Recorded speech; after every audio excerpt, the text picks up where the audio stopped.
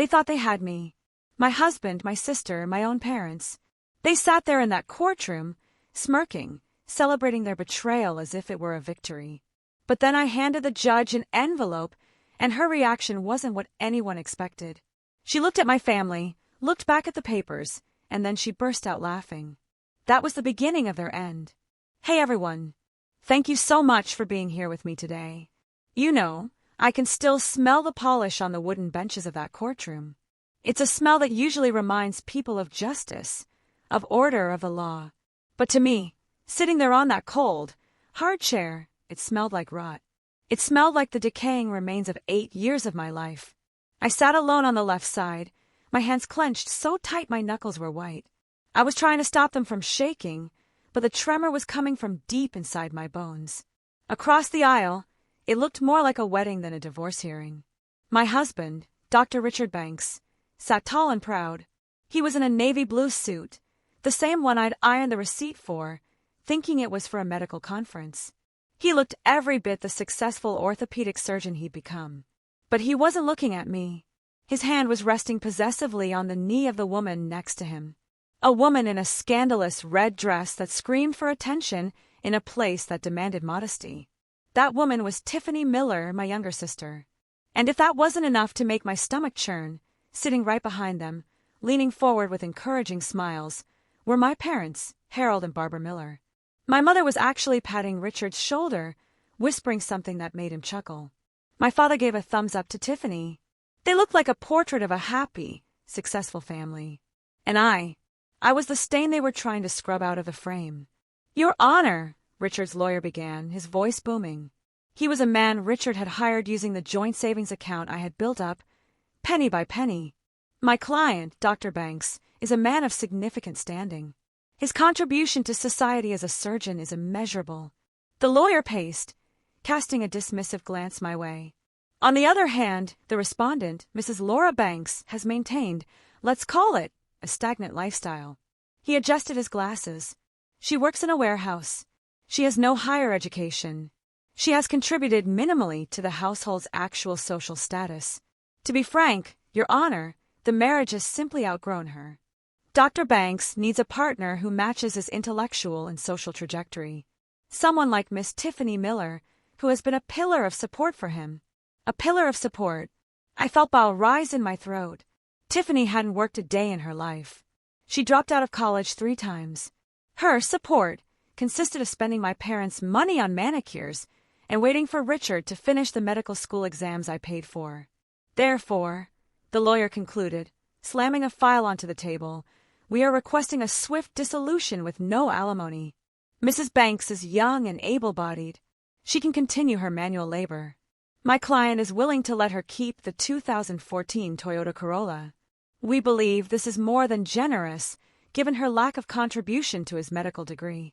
Lack of contribution. I looked at my hands. They were rough, the skin dry and cracked from years of handling cardboard boxes at 4 a.m., from the chemicals I used cleaning offices at night. Every callus on my palm was a receipt for Richard's tuition. Every crack in my skin was a textbook I bought him. I looked up at the judge. Judge Anderson was a stern woman with steel-gray hair. She looked bored. She'd probably seen 1,000 divorces, just like this. Successful husband, discardable wife. Mrs. Banks, she said, looking at me over her glasses. You are representing yourself today? Yes, Your Honor. My voice came out raspy. I hadn't spoken to anyone in 3 days. Do you have anything to say in response to the petitioner's claims? She asked.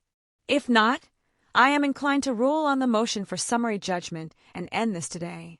Richard turned to look at me. A smirk played on his lips. Tiffany giggled and whispered something in his ear. My mother, Barbara, leaned forward and mouthed the words, "Give it up, Laura." The room was silent. The air conditioner hummed. This was it, the moment they all expected me to fold. They expected Laura, the quiet one, the black sheep, the doormat, to just nod, take the old car, and drive off into oblivion so they could play happy family. I took a deep breath. The shaking in my hand stopped. I didn't say a word. I simply stood up. The sound of my chair scraping against the floor echoed like a gunshot. I reached into my battered tote bag, the same bag I used to carry Richard's lunch to the library for 6 years, and pulled out a thick, yellow manila envelope. It was heavy. It felt heavier than a brick. It contained the weight of my entire past and the destruction of their future. I walked toward the bench. My heels clicked rhythmically on the floor. Asterisk click. Click! Asterisk Richard's smirk faltered slightly. My mother frowned. I have this, Your Honor, I said, my voice steady and cold as ice. Before you make your ruling, I believe you need to see this. This is the reason they are all sitting there, and I am standing here. I placed the envelope on the judge's high desk. Judge Anderson looked at the envelope, then at me, then at the nervous family across the aisle. She reached out her hand, her fingers hovering over the clasp. What is this? Richard's lawyer demanded, standing up. We haven't seen this evidence. Oh, you've seen it, I said, not looking at him, my eyes locked on Richard. You just forgot that I kept the receipts. Judge Anderson opened the clasp. The sound of the paper tearing was the loudest thing in the world. Before I tell you what was inside that envelope and why it made the judge look at my husband and burst out laughing, I have to take you back. You need to understand how a girl who just wanted to be loved ended up funding her own destruction. To understand why I handed that envelope to the judge, you have to understand who I was 8 years ago. I wasn't this woman with the cold eyes and the sharp tongue. Back then, I was Laura. Just Laura. The good daughter. The quiet one. I met Richard when we were both 24. I was a junior clerk in a logistics company. He was a biology student with a dream of medical school and holes in his shoes. We met at a laundromat. Typical, right? He was trying to figure out how to get a coffee stain out of his only white shirt before a grad school interview. I showed him how to use baking soda and vinegar. He looked at me with these big, desperate brown eyes and said, You just saved my life. That was the hook. You saved my life. I had grown up in a house where I was invisible. My sister, Tiffany, was 6 years younger than me. She was the miracle baby, the blonde angel, the one who could sing and dance and charm the birds out of the trees. I was plain, sturdy Laura. My parents, Harold and Barbara, made it clear early on. Tiffany was destined for greatness. I was destined to be helpful. So when Richard looked at me like I was a superhero just for cleaning a shirt, I fell hard. So hard. We started dating. He was intense. He talked about his future with a passion that was contagious. He wanted to be an orthopedic surgeon. He wanted to fix broken things. I thought he wanted to fix me too. I'm going to get into med school, Laura, he told me one night, sitting on the floor of a studio apartment, eating instant ramen I had bought. But the tuition, it's impossible. My credit is shot from undergrad. My parents can't help. He put his head in his hands, his shoulders shaking. My heart broke for him. I knew what it was like to have a dream ignored. I wanted to be an accountant, maybe open my own firm one day, but my college fund had been reallocated to pay for Tiffany's modeling classes and voice lessons when I was 18. I'll help you, I said. The words tumbled out before I could stop them. Richard looked up. What? No, Laura, I can't ask you to do that. It's hundreds of thousands of dollars. We're a team, I said, moving to sit beside him. If you get in, I'll work. I'll pick up extra shifts. We can move into a cheaper place. I'll handle the bills. You just study. You become the best doctor in the world. He grabbed my hands and kissed them. You're an angel, he whispered. I swear to you, Laura, if you do this for me, I will give you the world. When I'm a doctor, you'll never have to work again. We'll travel. We'll buy a big house. You are the most important person in my life. More important than anyone. I believed him. God, I believed him so much. 6 months later, he got his acceptance letter. We celebrated with a $5 bottle of sparkling wine. That same week, I quit my junior clerk job because the hours weren't flexible enough for the second job I needed. I took a position as a warehouse shift manager starting at 4 a.m. because it paid overtime. I remember telling my parents the news. We were at Sunday dinner. Tiffany was there, of course, talking loudly about a casting call she had for a commercial. Richard got into medical school. I announced during a lull. My mother, Barbara, looked up from her plate.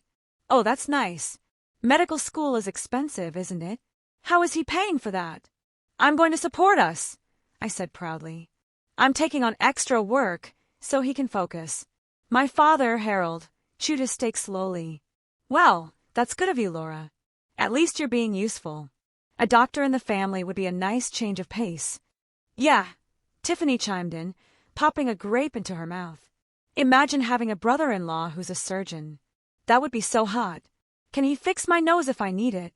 He's going to be an orthopedic surgeon, Tiff, I said. Bones, not plastic surgery. Same thing. She waved her hand dismissively.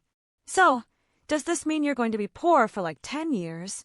It means we're investing in our future, I said, feeling defensive. Well, my mother said, wiping her mouth. Just make sure he actually finishes, Laura. Don't waste your time if he's not smart enough. That night, I went home and applied for a third job, stocking shelves at a grocery store on weekends. I was determined to prove them wrong.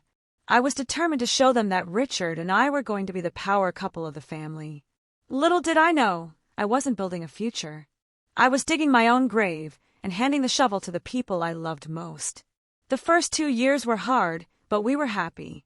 Or I thought we were. I was working 60, sometimes 70 hours a week. Richard was studying constantly. I learned to be quiet in our tiny one-bedroom apartment. I learned to walk softly so I wouldn't disturb him. I learned to eat cold dinners standing over the sink so I wouldn't make noise with silverware. But then, things started to shift. Subtle changes. The way he looked at my hands.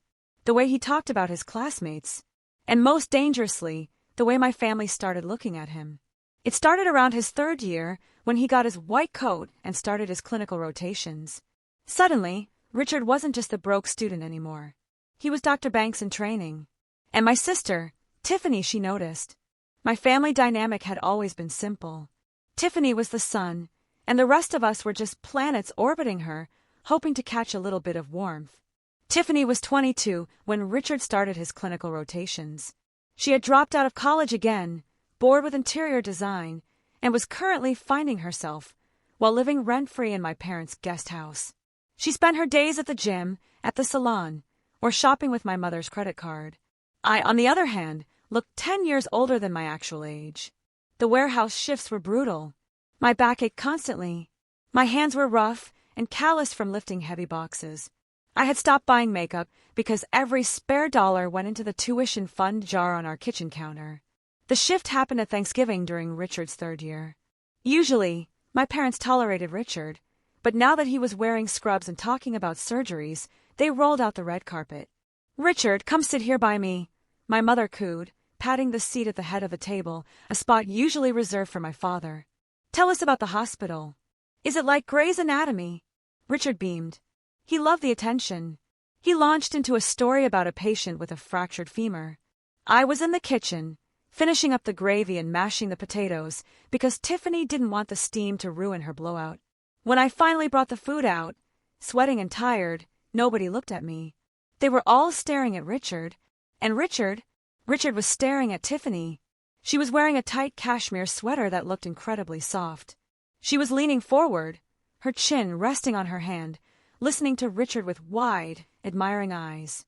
"Wow, Richard," Tiffany breathed. "You're so brave. I faint if I see a paper cut. I don't know how you do it. You must have such strong hands." She reached out and touched his forearm. Just a light touch. But I saw Richard flinch. Not away from her, but into her touch. "It takes focus," Richard said, his voice dropping an octave. "But I like taking care of people." "Laura," my father barked, snapping me out of my trance. "The gravy is getting cold. Sit down." I sat. I looked at my husband. "I picked up that extra shift at the diner for next week," I whispered to him, trying to remind him of our partnership, of our reality. "So we can pay for the board exams." Richard frowned, looking annoyed that I had interrupted his moment. "Okay, Laura. Great. Can we not talk about money while we're eating?" "Yeah, Laura." Tiffany laughed. "Don't be such a downer. Richard is talking about saving lives." "Actually," my mother interjected, looking critically at me. "Laura, you look exhausted. And that sweater, is that the one you wore last Christmas? It's pilling." "I haven't had time to shop, Mom," I said quietly. "I'm working 3 jobs." "Well, you should make time," she sniffed. "Look at Tiffany. She takes care of herself. A man like Richard needs a wife who presents well. You don't want to embarrass him at hospital functions, do you?" "She's fine, Barbara," Richard said. But he didn't look at me. He looked down at his plate. He didn't defend me. He didn't say, "She looks this way because she's working herself to death for me." That was the crack in the foundation. Over the next few months, Tiffany started showing up at our apartment. "I just needed a quiet place to study my lines for this acting class," she'd say, letting herself in while I was getting ready for my night shift. I would come home at 2 a.m. from cleaning offices, smelling like bleach, and find empty wine glasses in the sink. 2 of them. "Oh, Tiffany stopped by," Richard would say vaguely, not looking up from his textbooks. "She helped me quiz for the anatomy exam. She's actually pretty smart, you know." "She helped you with anatomy?" I asked, feeling a cold knot in my stomach. "Don't be jealous, Laura." "It's pathetic," Richard snapped. "She's your sister. She's just being supportive, unlike you, who's always too tired to even ask how my day was." "I'm tired because I'm paying the rent, Richard. And I'm studying to give us a future. Stop counting pennies, Laura. You have no vision." The gaslighting had begun. One afternoon, I came home early from the warehouse because I had thrown out my back lifting a crate. I could barely walk. I hobbled into the apartment, hoping Richard could maybe help me with an ice pack. I found them in the living room. Richard was shirtless, doing push-ups. Tiffany was sitting on his back, counting for him, laughing hysterically. 31. 32. "Come on, doctor. Push." They froze when they saw me. "Laura!" Richard scrambled up, his face flushed. "You're home early." "We were just working out," Tiffany said, sliding off him, smoothing her hair. She didn't look guilty. She looked annoyed that I had interrupted. "On my husband's back?" I asked, leaning against the door frame for support. "God, Laura, take a joke." Tiffany rolled her eyes. "He said he needed to build stamina for surgery. I was helping." "My back is out," I said, tears stinging my eyes. "I need help." Richard looked at me. He looked at my messy hair, my work uniform covered in dust, my posture bent with pain. Then he looked at Tiffany, glowing with sweat, vibrant and alive. "I have to get back to the library," Richard said coldly, grabbing his shirt. "Tiffany, do you want a ride? I can drop you off." "Sure." Tiffany smiled. "Bye, Laura. Feel better." They left me there. I lay on the floor of the living room I paid for, icing my back with a bag of frozen peas, listening to the silence. I told myself I was crazy. I told myself they were just family. I told myself Richard loved me. But deep down I knew. The thief wasn't breaking into my house in the middle of the night. The thief was invited in, and she was wearing my sister's face.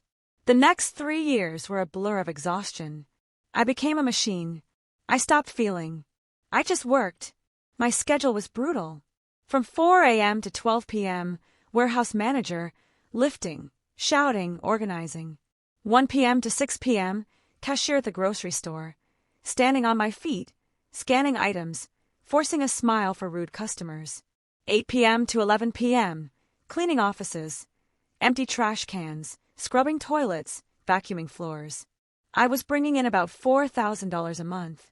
Every cent went to bills, our rent, Richard's tuition installments, his books, his food, his car insurance, his gas.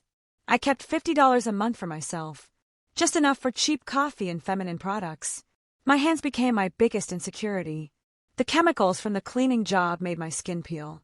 The cardboard boxes gave me paper cuts that never healed. My nails were short and brittle. Meanwhile, Richard was transforming.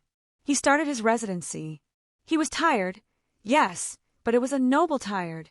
He came home smelling of antiseptic and expensive cafeteria coffee. He started buying nice shirts on my credit card, claiming he needed to look the part for the attending surgeons. "Image is everything, Laura," he lectured me one morning while I was counting out change for his lunch. "You need to understand that in my world, people judge you by your shoes, your watch, your hair." "I can't afford a haircut, Richard," I said, wrapping a scarf around my messy bun. "Not if you want that new stethoscope. See, that's what I mean. You're so limited." He sighed, taking the money. "You have a poverty mindset. Tiffany was saying the other day that you've really let yourself go. You talked to Tiffany about me. She's worried about you, Laura. She thinks you're depressed. She says you're dragging me down." "Dragging you down?" I slammed my hand on the table. "I am holding you up. I am the only reason you are not waiting tables right now. Richard looked at me with cold, dead eyes. You're paying bills, Laura. That's it. Anyone can pay bills. I'm saving lives. There's a difference. Don't act like a martyr. You chose this. I swallowed the scream building in my throat. Just 2 more years, I told myself. When he's in attending, it will be different. He's just stressed. But the distance between us grew into a canyon. He stopped inviting me to hospital events. It's just boring shop talk. You wouldn't understand, he'd say. Later, I'd see photos on Facebook. My parents would be there. Tiffany would be there. So proud of our Richard. My mother would caption a photo of Richard and Tiffany holding champagne flutes. 2 peas in a pod. I confronted my mother about it once. Why is Tiffany at Richard's hospital gala and not me? I asked over the phone, hiding in the supply closet at the warehouse. Oh, Laura, stop whining. My mother snapped. Tiffany has free time. And honestly, she knows how to mingle. You get so awkward in crowds. We're just helping Richard network. You should be thanking your sister for stepping in where you can't. Thanking her for dating my husband in public. But the worst part wasn't the neglect. It was the financial secrecy. In the last year of his residency, I noticed odd withdrawals from our joint account. $200 here, $500 there. Emergency supplies, Richard said. Study materials, he claimed. One day, I found a receipt in his jeans pocket while doing laundry. It wasn't for books. It was for a bracelet. A Swarovski crystal bracelet. Cost $450. My heart stopped. My birthday had passed 2 months ago. I hadn't gotten anything. I waited for him to come home. I put the receipt on the table. Who is this for? I asked, my voice shaking. Richard didn't even blink. He poured himself a glass of water. It's for your mom. Her 60th birthday is coming up, remember? I wanted to do something nice from both of us. Since you never have time to shop. I felt a wave of relief, so strong it almost knocked me over. Of course. It was for Mom. He was being a good son-in-law. Oh, I exhaled. Richard, that's really sweet. I'm sorry I thought. You thought what? He laughed. A cruel, sharp sound. That I was cheating. Laura, look at me. I'm a doctor. I work 80 hours a week. Who would I have time for? And honestly, looking at you right now, romance isn't exactly on my mind. I looked down at my stained sweatpants. I felt small. I felt shamed. Thank you for getting the gift for Mom, I whispered. Just make sure you deposit your check on time this week, he said, walking into the bedroom. I need to pay the fees for my final board exams. I paid the fees. I worked double shifts. I ate expired canned soup. 2 weeks later, at my mother's birthday dinner, I waited for her to open the gift. Richard handed her a box. She opened it. It was a blender. Oh, a Vitamix. My mother squealed. Thank you, Richard. Laura. I froze. A blender. Then I looked at Tiffany. She was sitting across the table, sipping wine. On her wrist, glittering under the chandelier light, was a Swarovski crystal bracelet. Our eyes met. Tiffany smiled. A slow, cat-like smile. She raised her wrist, adjusting the bracelet, making sure I saw it. I looked at Richard. He was busy cutting his steak, avoiding my gaze. I felt the room spin. It wasn't just a betrayal. It was a mockery. They were doing it right in front of me, using my money, laughing at my stupidity. I wanted to scream. I wanted to flip the table. But I didn't. Because in my head, a desperate, pathetic voice whispered, maybe it's a coincidence. Maybe she bought it herself. Don't ruin the family dinner. Don't be the crazy one. So I sat there. I ate my food. And I let them win. For now. The day Richard graduated from his residency and officially became an attending surgeon was supposed to be the happiest day of my life. It was the finish line. 6 years of hell were over. We had made it. I spent $200, a fortune for me, on a new dress. It was navy blue, modest but elegant. I did my hair. I put on makeup for the first time in months. I looked in the mirror and tried to find the pretty girl Richard had met in the laundromat.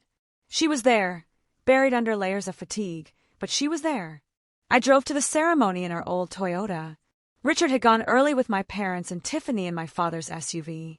Not enough room, they had said. When I arrived at the auditorium, I searched for them. I found them in the front row.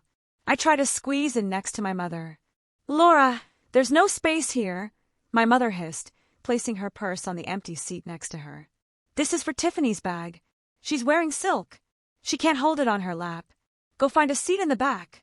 Mom, I'm his wife, I whispered, humiliated as people around us watched. Don't cause a scene, my father grumbled. Just go sit somewhere else. You can see him just fine from the balcony. I climbed the stairs to the balcony alone. I watched my husband walk across the stage from 50 rows back. When they called Dr. Richard Banks, I cheered. I cheered so loud my throat hurt. I was the only one cheering for him up there. Down below, I saw Tiffany jump to her feet, blowing kisses. After the ceremony, there was a reception in the garden. I found Richard surrounded by colleagues and their wives. He looked radiant, powerful. I walked up to him, smiling, reaching for his hand. Richard, you did it. We did it. He pulled his hand away slightly, adjusting his cuff. Hey, Laura. Yeah, thanks. He didn't hug me. He didn't kiss me. He scanned the crowd, looking over my head. Richard, I'm so proud of you. I tried again. I was thinking tonight we could, Richard. A voice cut through the air. Tiffany came bouncing up. She was wearing a white dress, a white lacy dress that looked suspiciously bridal. She looked stunning. There's my genius, she squealed, throwing her arms around his neck. Richard caught her, spinning her around. He laughed. A genuine, deep laugh I hadn't heard in years. Hey, Tiff, did you see me up there? You were the hottest one on stage. She giggled. A group of older doctors approached them. One of them, the chief of surgery, smiled at Richard. Dr. Banks, excellent work today. He looked at Tiffany. And this must be your wife. You make a striking couple. I stepped forward, opening my mouth to correct him. Actually, Richard spoke over me. Thank you, Dr. Henderson. We're very happy. He didn't correct him. He let his boss think Tiffany was his wife. I felt like I had been punched in the gut.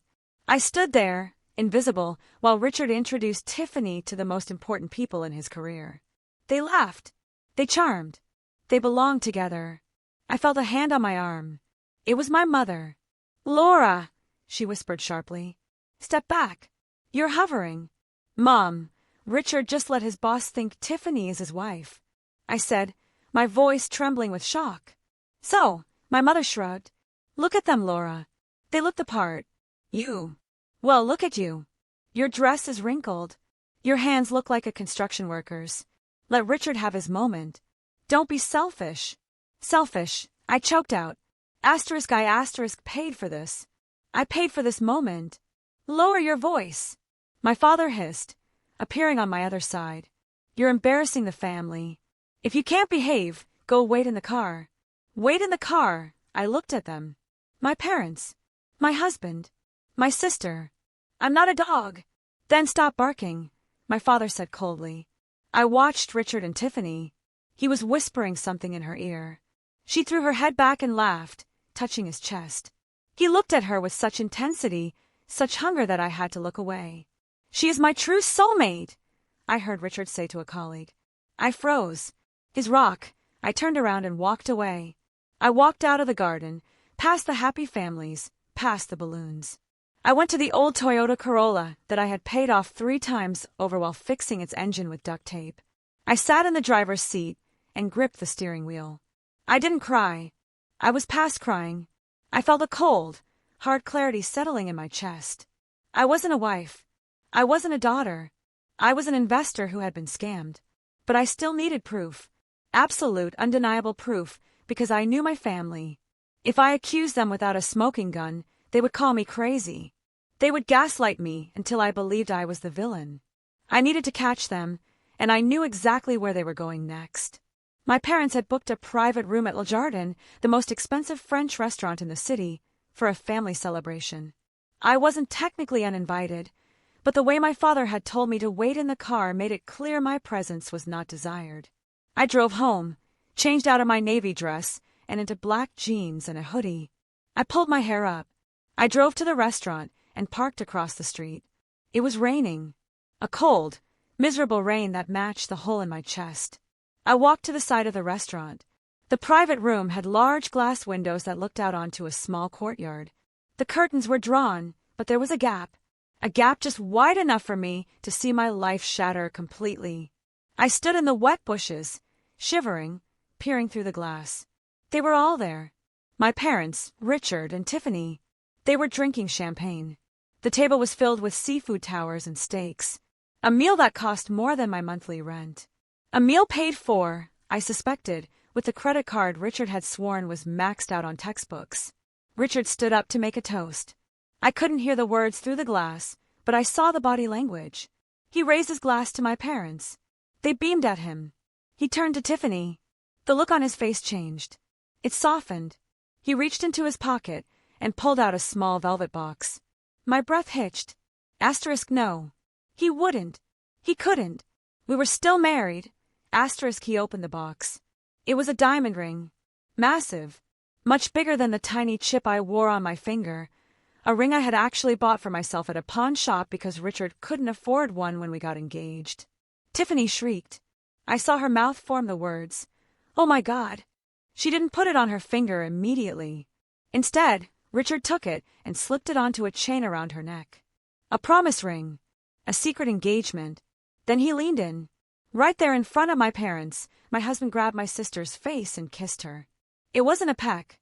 It was a deep, passionate lover's kiss. I waited for my father to flip the table. I waited for my mother to slap him. I waited for the outrage. Instead, my parents stood up and clapped. My mother wiped a tear from her eye. My father shook Richard's hand vigorously, while Richard still had his arm around Tiffany's waist. The window was slightly open at the top for ventilation. I stepped closer, pressing my ear against the cold brick wall. Finally, I heard my mother's voice. Finally, we can stop pretending. You two are perfect together. I was so worried Laura would ruin tonight, Tiffany said, fingering the diamond on her necklace. She's like a leech. She just won't let go. Don't worry, baby, Richard said. His voice was smooth, confident. I've talked to the lawyer. We'll offer her a small settlement. She's tired. She's broken. She'll take the money and leave. She doesn't have the fight in her. Just make sure it's done quickly, Richard, my father said sternly. We want a real wedding for Tiffany. A big one. Not that courthouse garbage you had with Laura. Step aside, Laura. My mother laughed, clinking her glass with Tiffany's. It's Tiffany's time now. Let them be happy. I felt the vomit rise in my throat. I turned away from the window and retched into the bushes. My stomach heaved until there was nothing left but acid. They had planned this. All of them. My parents weren't just condoning it, they were orchestrating it. They had used me as the pack mule to carry Richard across the finish line. And now that he was a prize stallion, they were handing the reins to Tiffany. I was the surrogate wife, the placeholder, the bank account with a pulse. I wiped my mouth with the back of my hand. I looked at the window one last time. Richard was feeding Tiffany a strawberry. They looked like monsters. Beautiful, well-dressed monsters. I ran back to my car. I drove blindly, tears finally streaming down my face, blinding me. I screamed until my voice gave out. I didn't go back to the apartment. I knew Richard wouldn't be there anyway. He would be at my parents' house, in the guest room with Tiffany. I drove to the only place I could think of, the 24-hour warehouse where I worked. I sat in the parking lot staring at the gray concrete building that had stolen my youth. She doesn't have a fight in her, Richard had said. He was right. I didn't have any fight left in me. I was empty. But as the sun began to rise over the industrial park, casting long shadows across the asphalt, I realized something. Nature abhors a vacuum.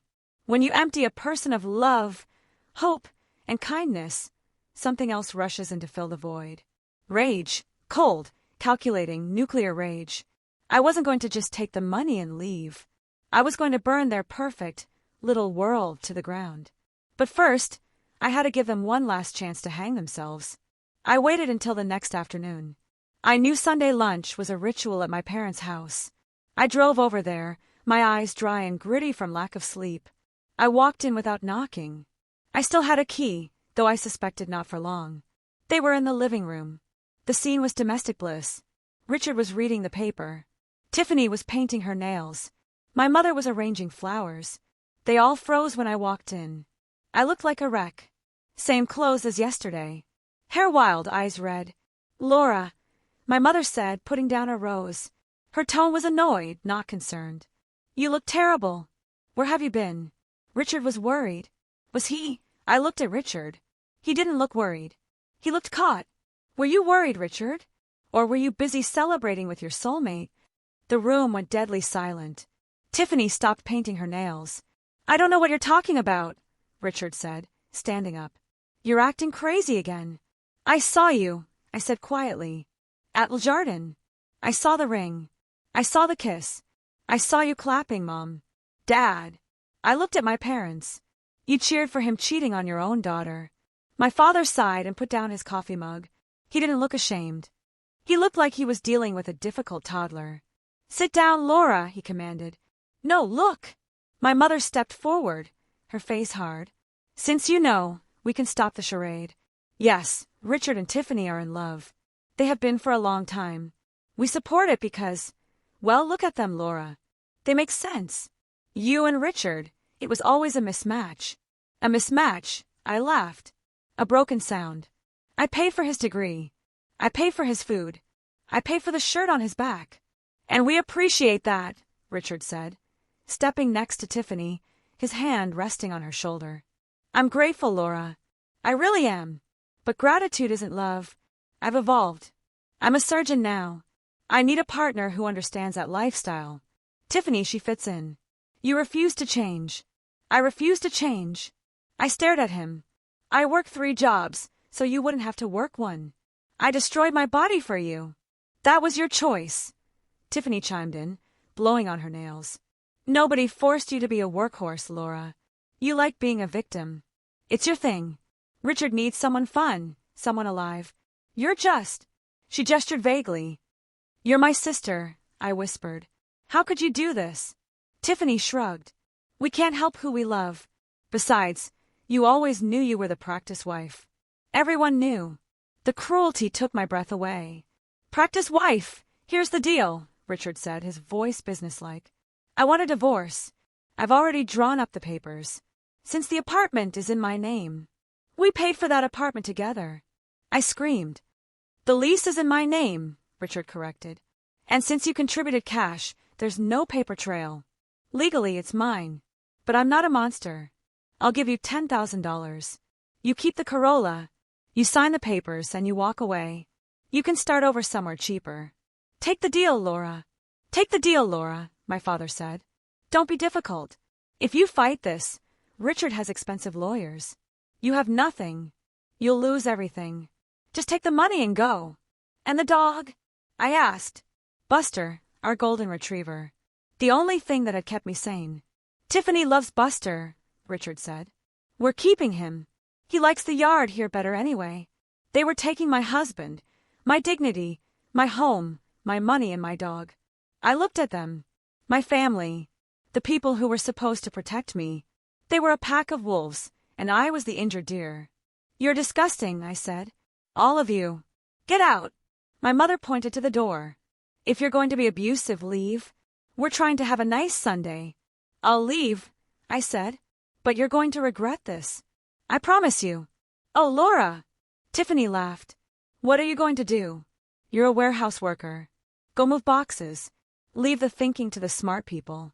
I walked out. I got into my Toyota. I drove away. I didn't have a plan yet. I just had pain. So much pain it felt like my blood was boiling. That night, I slept in my car in a Walmart parking lot. I didn't have the $10,000 yet, and Richard had locked me out of our accounts. I had $42 in my pocket. I checked Facebook on my phone. Tiffany had posted a photo. It was her hand, wearing the diamond ring I saw resting on Richard's chest. Caption: Finally official. True love waits. Hashtag future Mrs. Banks. Hashtag soulmate. Hashtag blessed. My mother had commented, so happy for my beautiful daughter and handsome son. A match made in heaven. I stared at the screen. The blue light illuminated my tear-stained face in the dark car. Something inside me snapped. It wasn't a break. It was a fusion. My sadness hardened into steel. I remembered something. A woman who came into the grocery store where I worked on Saturdays. She always bought expensive wine and cat food. She was sharp, dressed in power suits. And once, When a manager was rude to me, she had verbally destroyed him in 3 sentences. She had given me her card once. "You're too smart for this place," she had said. "If you ever need legal advice, call me. I specialize in difficult cases." I dug through my glove compartment, throwing out old napkins and straw wrappers. Finally, I found it. A bent, coffee-stained business card. Catherine Stone, Family Law and Asset Recovery. I looked at the time. 11 p.m. I didn't care. I dialed the number. I didn't expect her to answer. It was Sunday night. "This is Catherine." A voice rasped on the other end. She sounded awake, alert. "Miss Stone?" I asked, my voice cracking. "My name is Laura Banks. I scan your groceries on Saturdays. You gave me your card." There was a pause. The girl with the sad eyes and the fast hands. "I remember. Why are you calling me at midnight, Laura?" "My husband, he's a surgeon. I paid for his school. He just left me for my sister. My parents are helping him. He locked me out of the house. He offered me $10,000 to disappear." Silence. Then I heard the sound of a lighter clicking, followed by a long exhale. "Did you sign anything?" Catherine asked sharply. "No." "Good. Where are you?" "Walmart parking lot." "In my car. Drive to my office. 4th Street. I'm usually there until 2 a.m. Bring everything you have. Phone, receipts, laptop, scraps of paper. Everything." "But I can't afford you," I stammered. "I have $40. "Laura." Catherine's voice dropped. "I hate cheaters. But do you know what I hate more? Parents who eat their young. Get your ass over here. We'll talk about money when we're counting your husband's assets." I drove. Catherine's office looked like a war room. Files everywhere. She was a small woman in her 50s with short, spiky gray hair and eyes that looked like they could cut glass. She listened to my story. She didn't interrupt. She didn't offer me a tissue when I cried. She just took notes, furious, rapid notes. When I finished telling her about the blessing dinner and the fake lease, she leaned back in her chair. "Okay," she said. "Here's the situation. They think you're weak. They think you're stupid. They think because the money came from cash tips and overtime, it can't be traced. They're wrong." She stood up and walked to a whiteboard. She wrote, "Operation Scorched Earth." "First," she said, "we need proof of the financial infidelity. You said you handled the bills." "Yes, for 6 years. I have all the passwords. He never changed them because he thinks I'm too tech illiterate to figure out online banking." Catherine smiled. It was a shark smile. "Perfect. Log in. Now." We spent the next 4 hours downloading everything. Bank statements, credit card histories, Venmo transactions. And that's when we found it. "Wait," I said, squinting at the screen. "What is this transfer?" "Consulting fee." Richard had transferred $5,000 to an account named TM Designs 2 years ago. Then another. Then another. "TM," Catherine muttered. "Tiffany Miller." "She doesn't have a design business," I said. She dropped out. "Look at the dates." Catherine pointed. "Every time he transferred money to her, it matches a withdrawal from your joint savings account for tuition."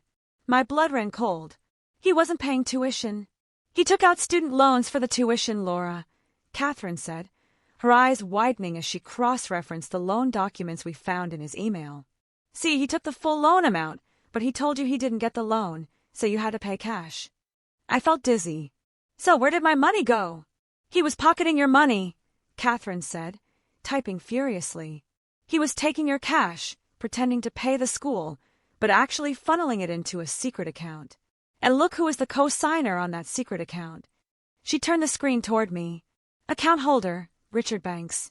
Authorized user, Barbara Miller. My mother." "My mother," I gasped. "My mother helped him steal from me." "It gets worse," Catherine said, clicking on a folder named Property Deed in his cloud storage. "Do you recognize this address? 550 Riverview Drive.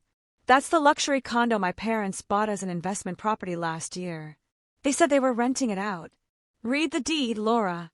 I leaned in. "Owners, Richard Banks and Tiffany Miller." "They didn't buy it," Catherine said, her voice trembling with suppressed rage. "Richard bought it with the money he stole from you over 6 years, and he put Tiffany's name on it. Your parents just pretended it was theirs to cover the trail." I sat back, the room spinning. It wasn't just an affair. It was a long con. A 6-year heist. My husband, my sister, and my parents had built a luxury life for themselves using my sweat, my back pain, and my stolen dreams. They legally own $1 million condo, I whispered. And I'm sleeping in a car. Catherine stood up and slammed her hand on the desk. Not for long, Laura. Wipe those tears. We aren't going to just divorce him. We are going to send him to prison. She reached into her drawer and pulled out a fresh yellow manila envelope. We are going to put every single piece of this evidence into this envelope, Catherine said. And we are going to wait. We won't say a word. We let them think they've won. We let them walk into that courtroom arrogant and proud. She handed me the envelope. And when the moment is right, she said, you are going to bury them. And that brings us back to the courtroom. To the moment Judge Anderson opened the clasp. To the moment the laughter began. The discovery of the life insurance policy in the middle of the night changed the temperature of the room. Catherine's office, usually a sanctuary of controlled chaos, suddenly felt cold. We weren't just looking at a divorce case anymore. We were looking at a timeline that ended with my funeral. They bet on your death, Catherine had said. But as we sat there under the buzzing fluorescent lights, digging deeper into the digital paper trail, a terrifying question began to form in the back of my mind. If you bet on a horse to lose, you don't just watch the race.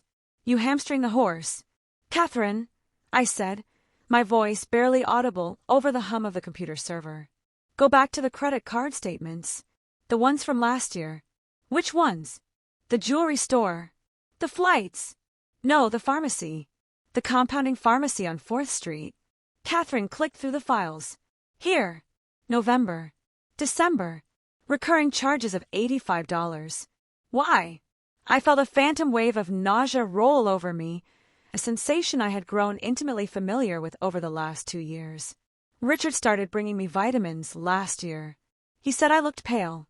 He said my warehouse shifts were depleting my iron levels. He insisted I take them every morning. He watched me take them. Catherine turned slowly in her chair to face me.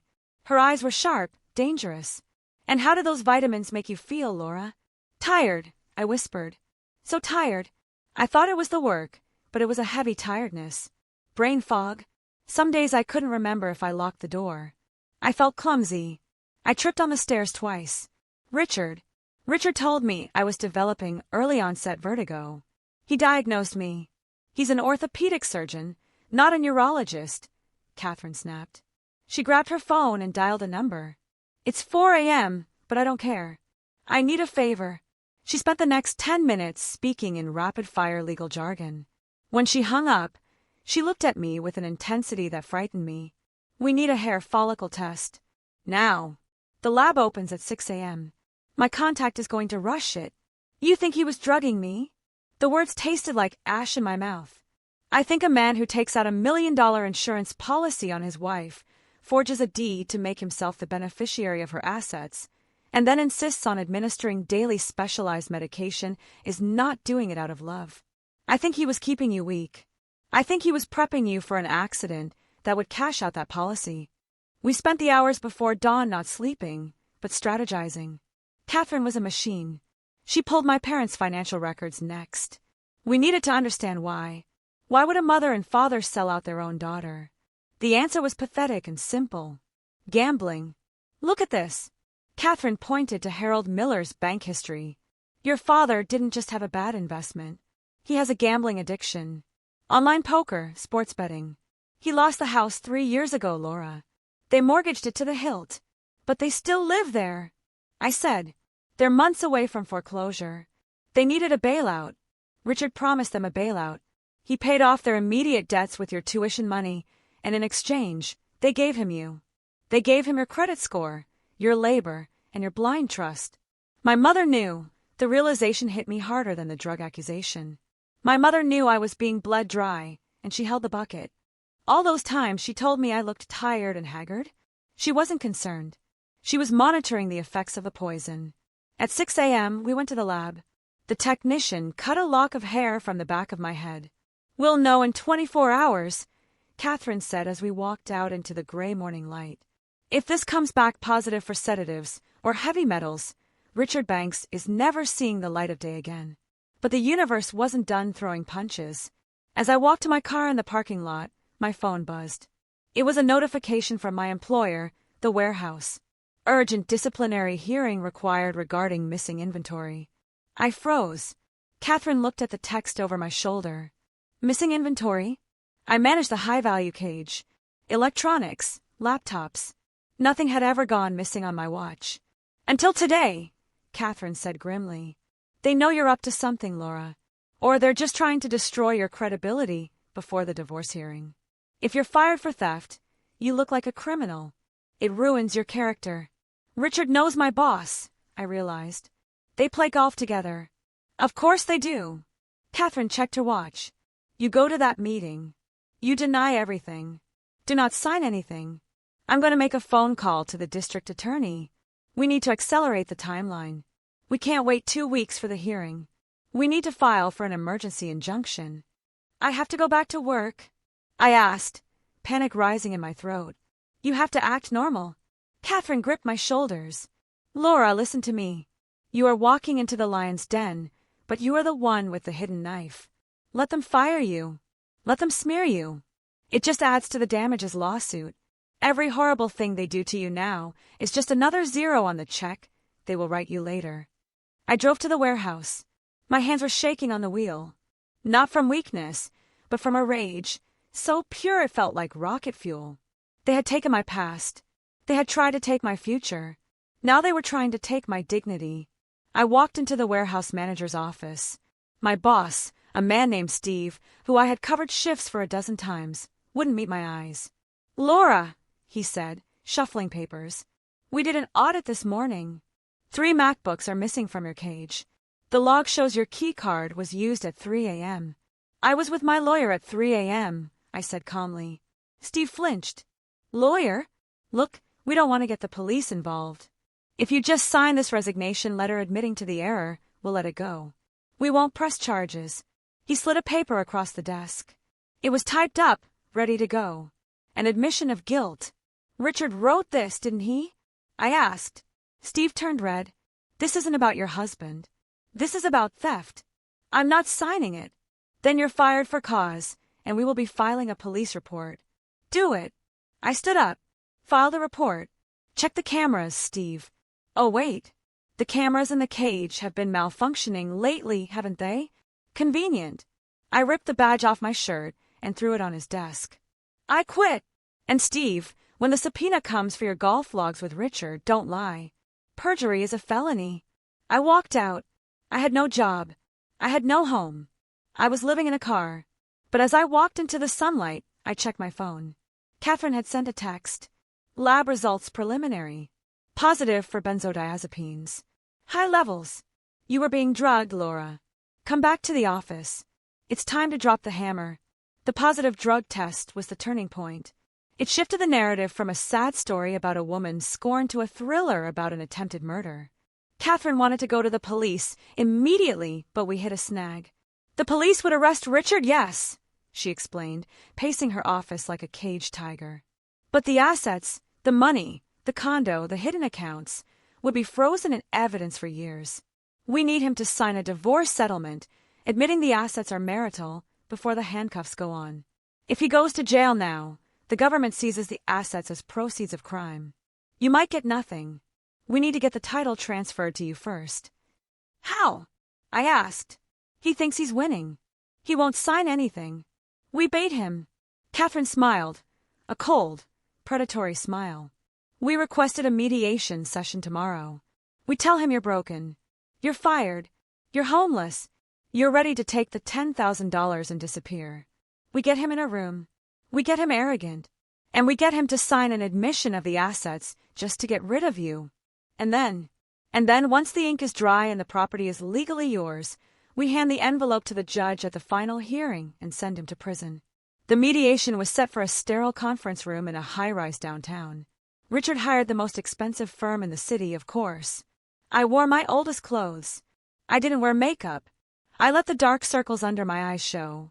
I wanted to look like the defeated, pathetic creature they believed I was. When I walked in, Richard was already there. He was sitting at the head of the long mahogany table, checking his watch. Tiffany was next to him, wearing a white blazer, looking like she was playing the role of the supportive CEO wife. My parents were there too, sitting in the corner like a Greek chorus of disapproval. "You're late," Richard said without looking up. "I had to park far away," I said, keeping my voice small. "I couldn't afford the garage." Tiffany snickered. "Pathetic." Catherine sat next to me. She opened her briefcase and pulled out a single, thin file. "My client is tired, Dr. Banks. She wants this over." Richard's lawyer, a slick man named Mr. Sterling, smiled patronizingly. "A wise decision. We have prepared a settlement agreement. Laura receives $10,000. She keeps the 2014 Toyota. She waives all rights to alimony, the condo on Riverview Drive, and any future earnings of Dr. Banks. In exchange, Dr. Banks agrees not to sue her for, let's call it, emotional distress caused by her erratic behavior." Emotional distress. I looked up, letting my lip tremble. "Richard, you drugged me." The room went silent. Richard froze. "Excuse me." Mr. Sterling laughed nervously. "That is a serious accusation. I felt so tired all the time." I whispered, looking at Richard. "The vitamins? You said they would help, but I just got weaker." Richard leaned forward, his eyes cold and dead. "You are tired because you're depressed, Laura. You're projecting. This is exactly why we need this divorce. You're delusional. Do you want the $10,000 or not? Because if you keep talking crazy, I'll walk out and you get nothing." "And the warehouse?" I asked. "Did you tell Steve to fire me?" "Steve is a friend." Richard shrugged. "He told me you were stealing. I just advised him to protect his business. You brought that on yourself." My mother spoke up from the corner. "Just sign it, Laura. Take the money. Go stay with Aunt Linda in Nebraska. Start over. You're not cut out for the city." "We want the condo," Catherine said suddenly. Richard laughed. A loud, barking laugh. "The condo? It's worth $1.2 million. It's in my name and Tiffany's name. Laura didn't pay a dime for it." "Actually," Catherine said, sliding a paper across the table, "we know about the loan fraud. We know Laura co-signed." Richard's face twitched. He looked at his lawyer. "If you give her the condo," Catherine lied smoothly, "she will sign a non-disclosure agreement. She won't report the loan irregularity to the bank. She won't report the vitamin issue to the medical board. She just wants a home. You keep your practice, your reputation, and your girlfriend. Laura gets a roof over her head." Richard whispered to his lawyer. They argued in hushed tones. "He can't give her the condo." Tiffany hissed. "That's my house. I picked out the curtains." "Shut up, Tiffany," Richard snapped. He turned back to me. He looked at me with pure contempt. He calculated. He figured he could make another $1 million in a year as a surgeon. But a fraud investigation? That would ruin him. "Fine," Richard said. "She gets the condo, but she takes the mortgage debt, too. And she signs the NDA. I never want to hear her name again." "Deal," Catherine said. Mr. Sterling quickly printed a new page. "Transfer of deed pending final decree. Non-disclosure agreement regarding all financial and medical matters. Effective immediately." I picked up the pen. My hand shook. This time, it was acting. "I just want this to be over," I whimpered. "It's over, Laura," Richard said, watching me sign. "You won. You got the house. Now get out of my life." I signed. Richard signed. Tiffany signed reluctantly, digging the pen into the paper. As we walked to the elevator, Richard called out, "Hey, Laura." I turned. "Don't think you beat me," he smirked. "You're getting a house you can't afford. The property taxes alone will bankrupt you in a year. You'll be back in that warehouse sweeping floors before Christmas." I didn't answer. The elevator doors closed. As soon as we were alone in the metal box, Catherine slumped against the wall and let out a long breath. "We got him," she said.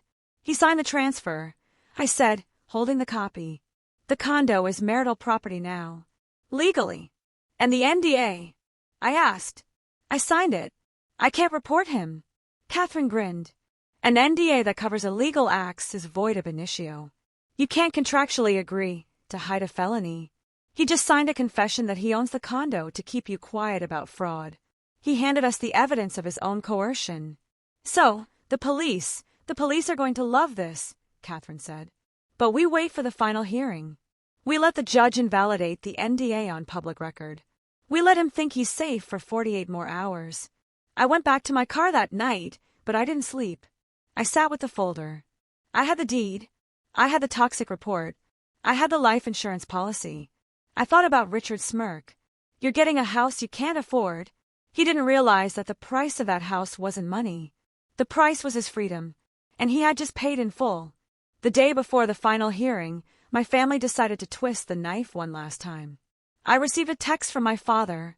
Laura, come by the house. We need to pick up the rest of your boxes from the attic. We're clearing everything out for Tiffany's things. It was a trap. I knew it, but I also knew I needed one last piece of evidence. The life insurance policy. The original document.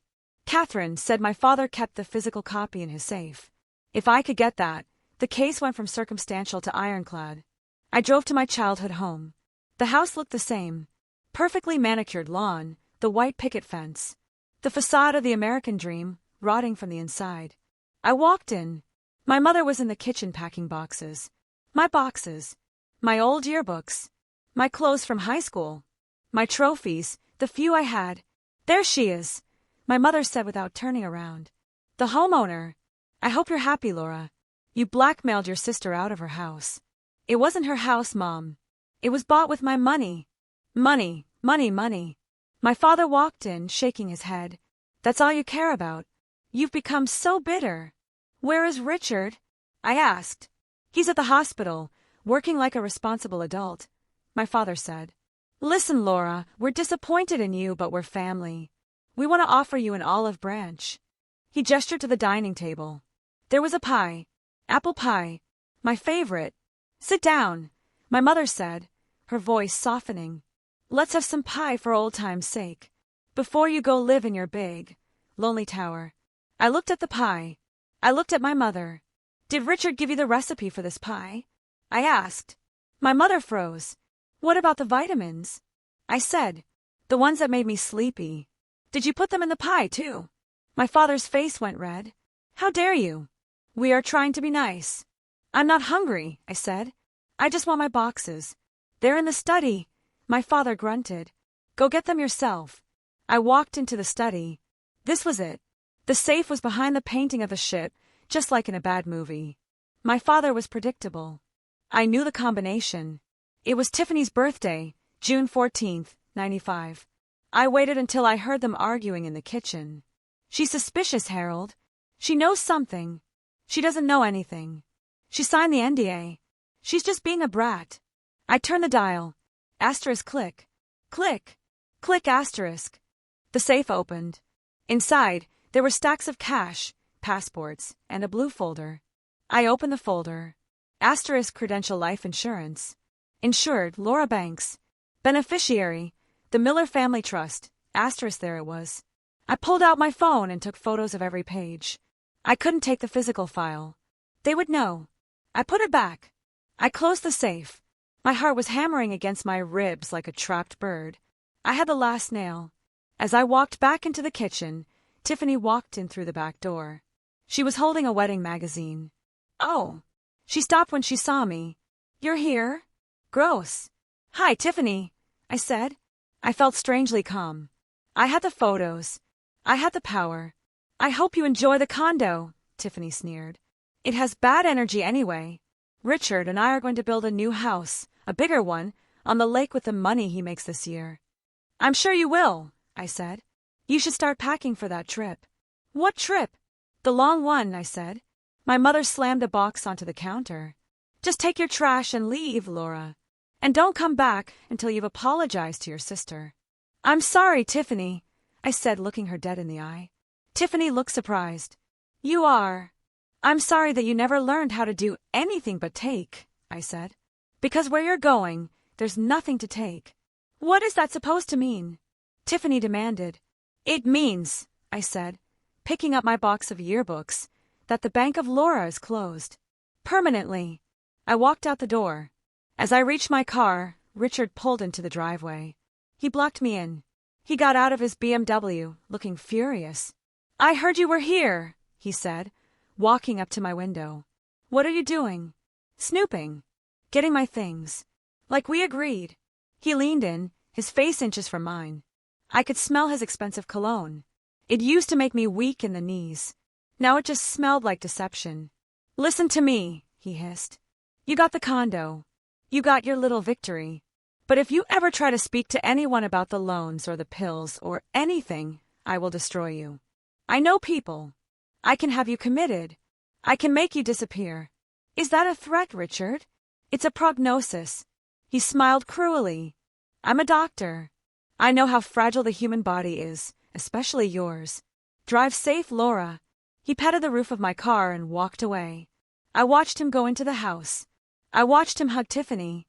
I watched my parents welcome him like the son they never had. I drove away. My hands weren't shaking this time. I drove straight to the police station.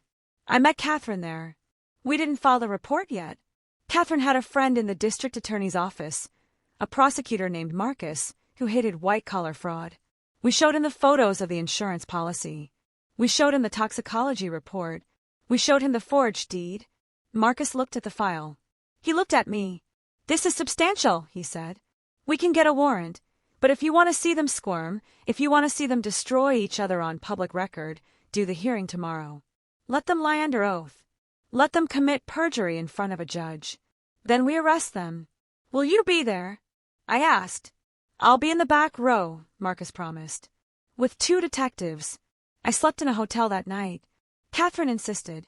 "You need a good night's sleep. Tomorrow is showtime." I lay in the clean white bed. I thought about Richard's threat. "I can make you disappear." He was wrong. I wasn't disappearing. I was finally coming into focus. The courtroom was packed. Apparently, a divorce involving a prominent surgeon and $1 million dispute draws a crowd. Or maybe my family had invited people, expecting to humiliate me one last time. I sat alone at the plaintiff's table. Catherine was beside me, arranging her stacks of paper with geometric precision. Richard sat with his lawyer, Mr. Sterling. Tiffany was in the front row, wearing a cream-colored suit that screamed innocence. My parents were behind her. They looked annoyed, checking their watches as if this whole proceeding was a minor inconvenience to their lunch plans. Judge Anderson entered. She looked tired. She clearly expected this to be a routine finalizing of a settlement. Case 4920, Banks versus Banks, the bailiff announced. "Your Honor," Mr. Sterling stood up. "We have reached a settlement agreement. The parties have signed. We are just here to formalize the decree and verify the asset division." "I see." Judge Anderson flipped through the file. "The wife received the property at 550 Riverview Drive and assumes all debt and waives alimony." "Yes, Your Honor." "Mrs. Banks." The judge looked at me. "Do you understand this agreement? You are taking on a significant mortgage." I stood up. "I understand, Your Honor, but before we finalize, there is a matter of clarification regarding the assets." "Clarification?" Richard snapped from his seat. "We signed it. It's done." "Mr. Sterling, control your client," the judge warned. Catherine stood up. "Your Honor, my client signed the agreement under duress. Specifically, she signed it because Dr. Banks threatened to use his medical influence to have her committed, and because she was recovering from long-term sedation administered by him without her consent." The courtroom gasped. A low murmur rippled through the gallery. "Objection!" Mr. Sterling shouted. "This is slander. There is an NDA."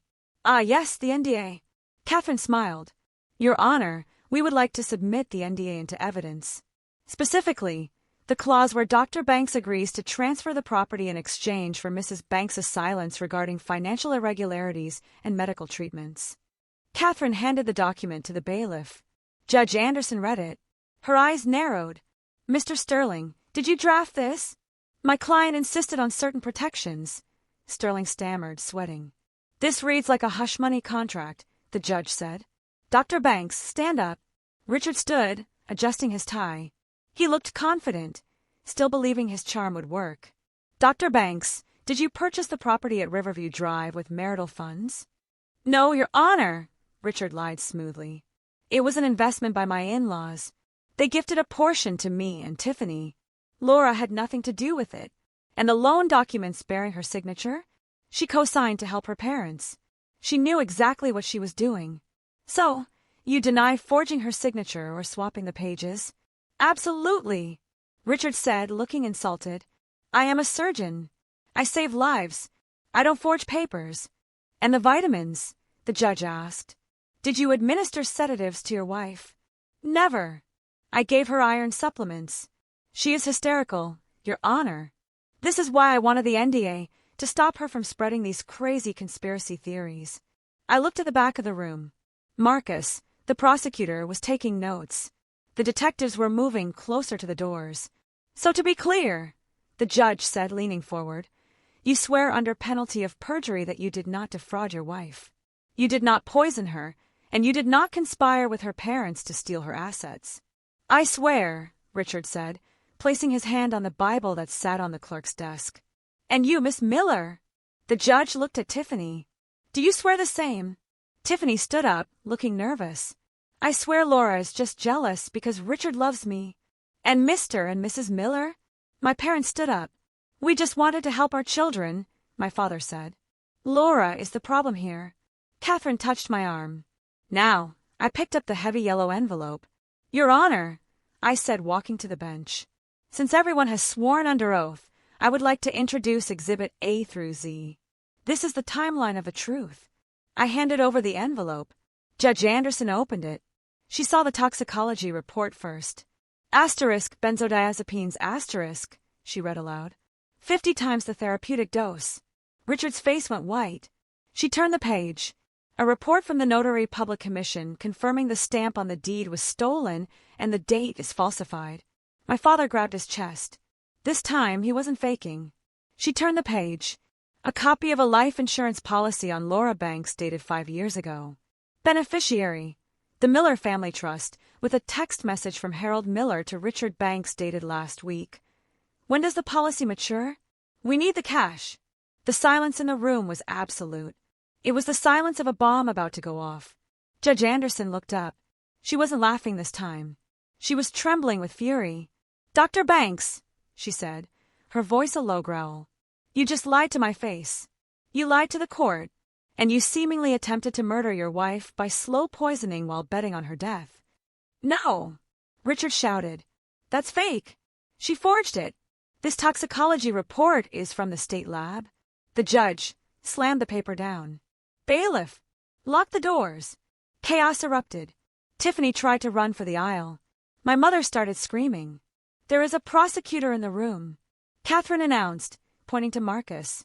Marcus stood up, flashing his badge. District Attorney's Office.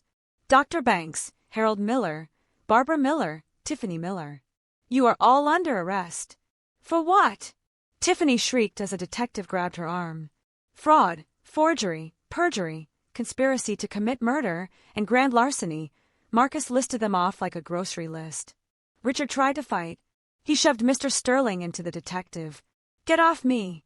I'm a doctor. I have surgeries. Not anymore, the detective said, slamming him against the table and clicking the handcuffs on. I stood there, watching the man who had promised to love me forever being dragged away like a common criminal. My mother looked at me as she was cuffed. Laura, tell them we're your parents.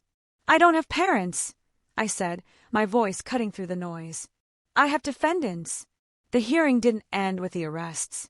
That was just the intermission.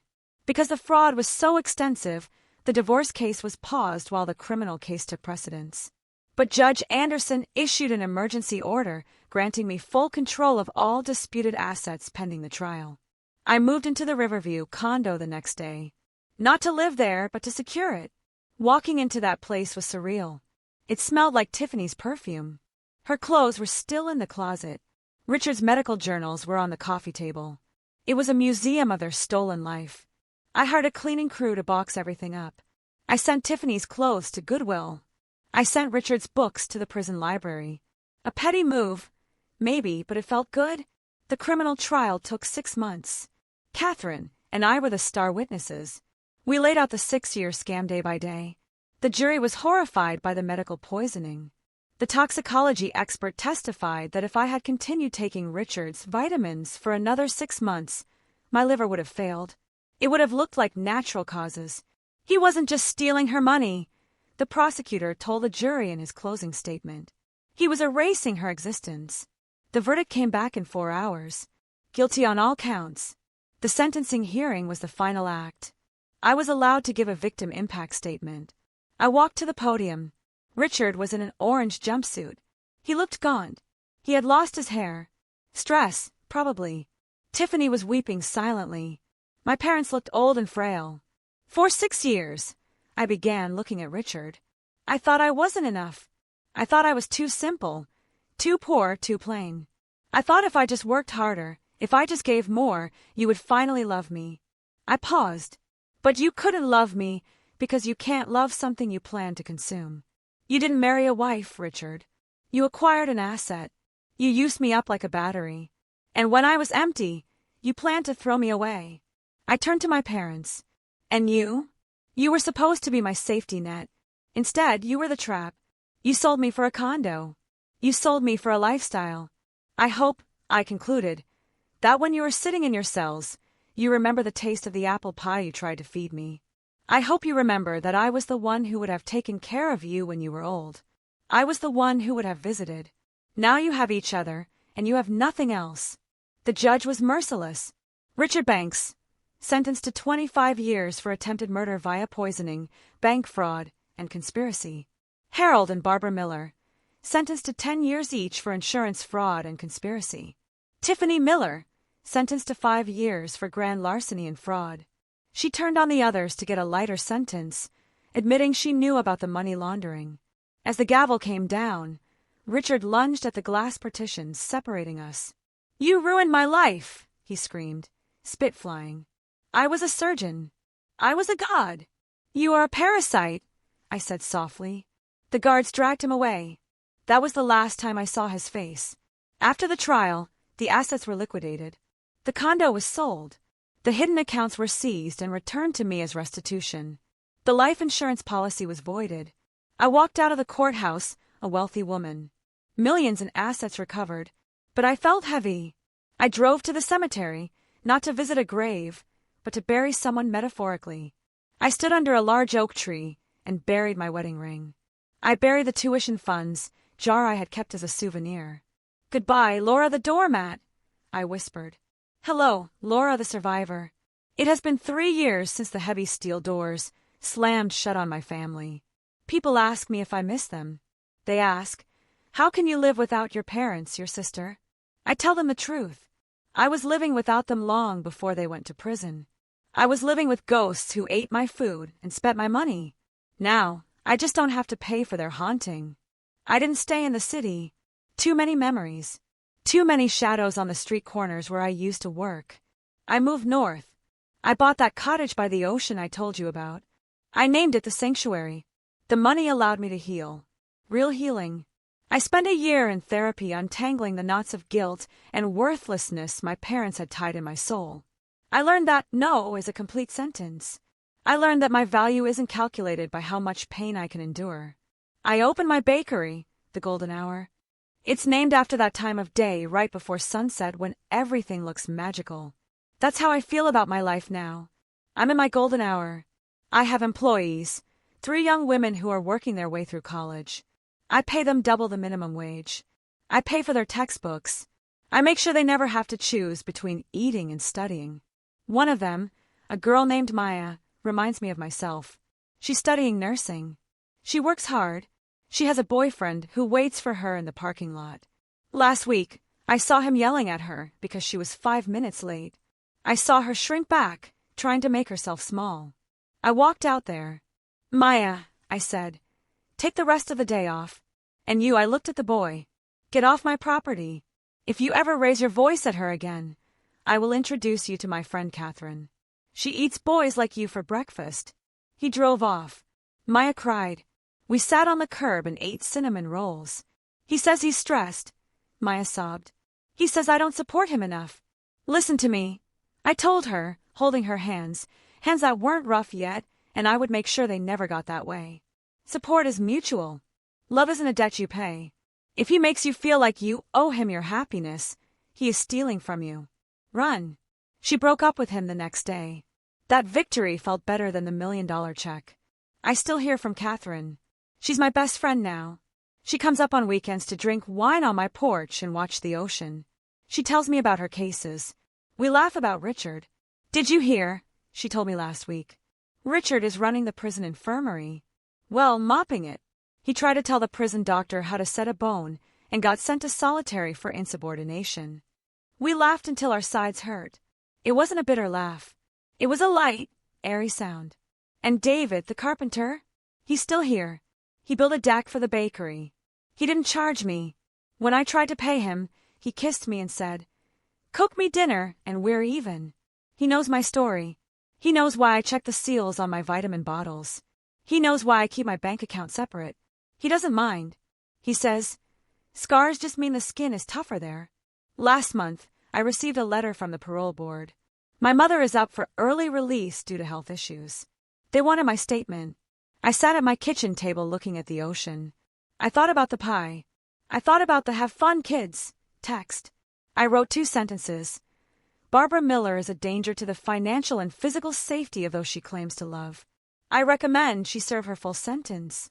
I mailed it. I didn't feel guilty. If you are listening to this, and you are currently setting yourself on fire to keep someone else warm, stop. Look at the ash around your feet. Is that what love looks like? Look at the accounts. Look at the texts. Trust your gut. If you feel tired, if you feel drained, if you feel like you are disappearing, wake up. There is a yellow envelope waiting for everyone. You just have to be brave enough to fill it with the truth. My name is Laura Banks. I was a victim. I was a fool. But now I am the author of my own life. And let me tell you, the ending is beautiful. If my story gave you the courage to stand up for yourself, please hit that like button and share it. Let's make sure no one else has to learn this lesson the hard way. Comment freedom below if you are claiming your life back today.